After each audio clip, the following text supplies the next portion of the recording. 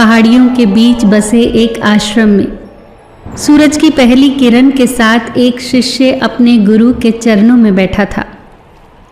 आंखें नम थी और चेहरे पर व्याकुलता।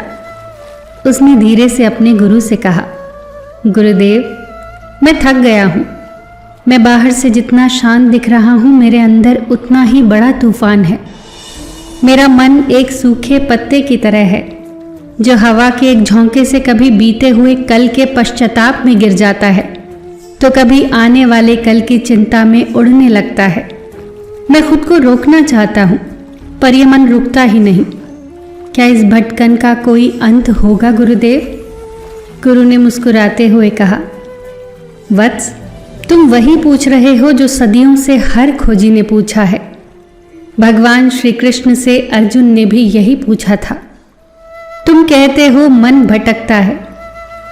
मन का तो स्वभाव है गति। जैसे नदी का स्वभाव है बहना, हवा का स्वभाव है चलना, वैसे ही मन का स्वभाव है गति। जैसे तुम मुट्ठी में हवा नहीं बांध सकते, वैसे ही तुम मन को दबा नहीं सकते। पर एक बात याद रखना, तुम ये मन नहीं हो।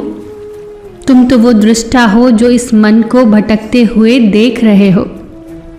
जब तुम खुद को मन से अलग देखने लगोगे, तब भटकना तुम्हारी पीड़ा नहीं बनेगी। पर गुरुदेव, जब ये भटकता है तो अंधेरा सा छा जाता है। मैं ध्यान करना चाहता हूँ, अपना कर्तव्य निभाना चाहता हूँ, पर ये मुझे उन गलियों में खींच ले जाता है जहाँ सिर्फ डर और चिंता है। मैं इसकी पकड़ से कैसे आज़ाद हूँ? गुरु ने फिर कहा, इसका उपाय प्राचीन है पर अटल है, अभ्यास और वैराग्य। पहला है अभ्यास। जब तुम्हारा मन भटके तो उसे किसी शत्रु की तरह मत देखो, उसे प्रेम से वापस लाओ।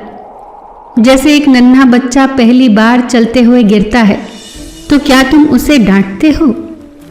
नहीं, तुम उसका हाथ पकड़कर उसे दोबारा खड़ा करते हो। वैसे ही अपने मन को बार बार वर्तमान की उंगली पकड़ाओ। दूसरा है वैराग्य। इसका अर्थ सब कुछ छोड़कर भाग जाना नहीं है। इसका अर्थ है ये समझना कि ये जो ख्याल तुम्हारे मन में उठ रहे हैं, वो सिर्फ आकाश में उड़ते बादल हैं।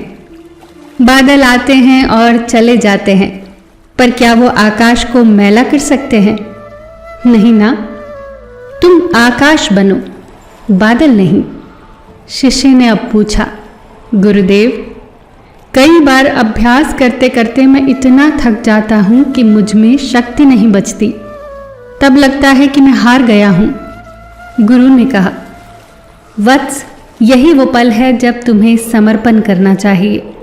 तुम्हारा मन इसीलिए भटक रहा है क्योंकि तुमने फल को अपने हाथ में पकड़ा हुआ है।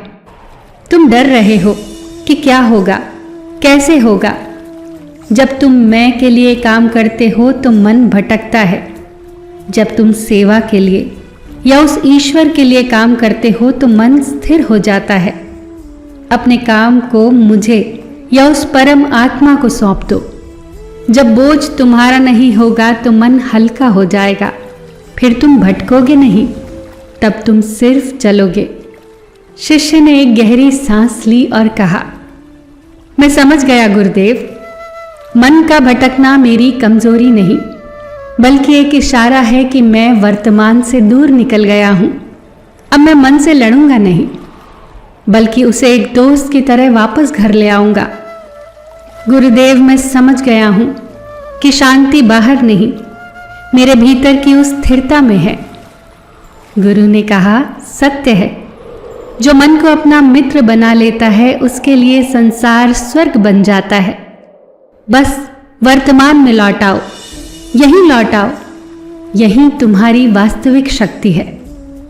शिष्य की आंखें अब बंद थी, पर उसके चेहरे पर एक अनोखी शांति थी। बाहर का शोर अब भी था, पर उसके भीतर का तूफान थम चुका था। मन भटकेगा क्योंकि वो जीवित है, पर उसे कहाँ ले जाना है ये फैसला सिर्फ आपका है। आज से ही अपने मन के सारथी बनिए, उसके गुलाम नहीं।